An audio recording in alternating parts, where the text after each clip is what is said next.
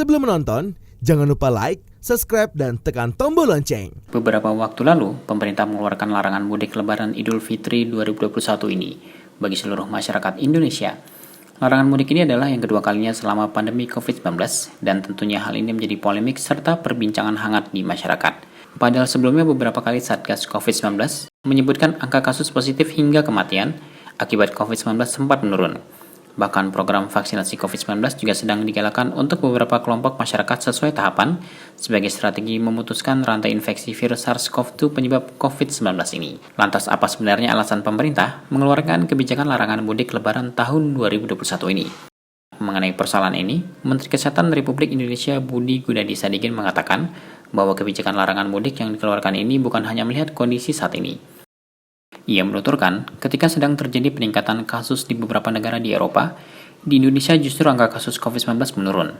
Salah satu upaya memutuskan rantai penularan COVID-19 sesuai dengan strategi Zero COVID-19 adalah membatasi mobilitas atau pergerakan karena potensi kontak erat dengan orang lain bisa terjadi.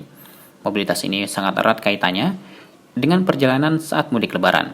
Semakin banyak orang melakukan perjalanan, maka akan semakin banyak pula kemungkinan seseorang berkontak dengan orang lain, yang mana sulit untuk membedakan apakah orang tersebut terinfeksi COVID-19 tanpa bergejala atau memang benar negatif COVID-19. Juga menjadi perhatian para pemerintah daerah.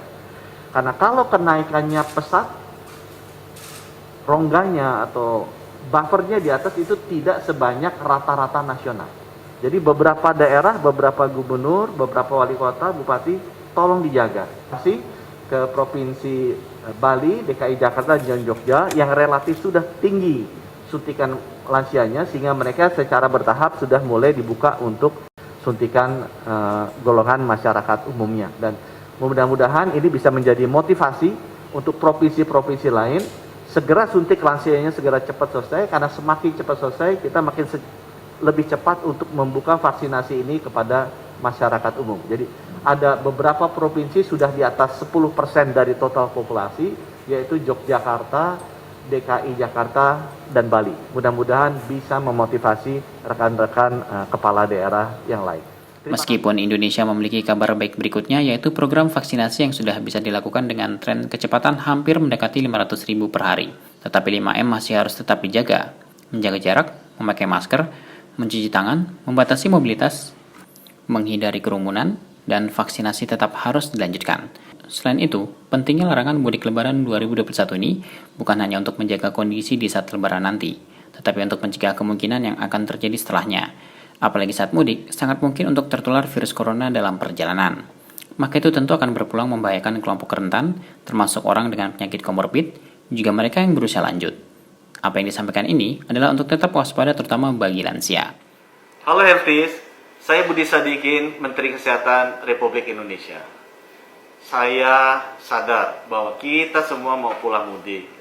Tapi pada kesempatan mudik kali ini, tolong bersabar, tinggal di rumah.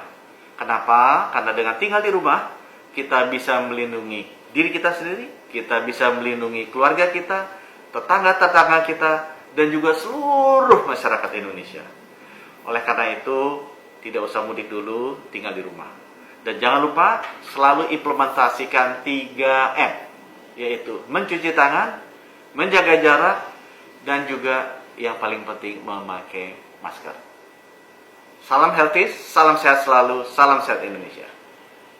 Tim Eljan Media melaporkan.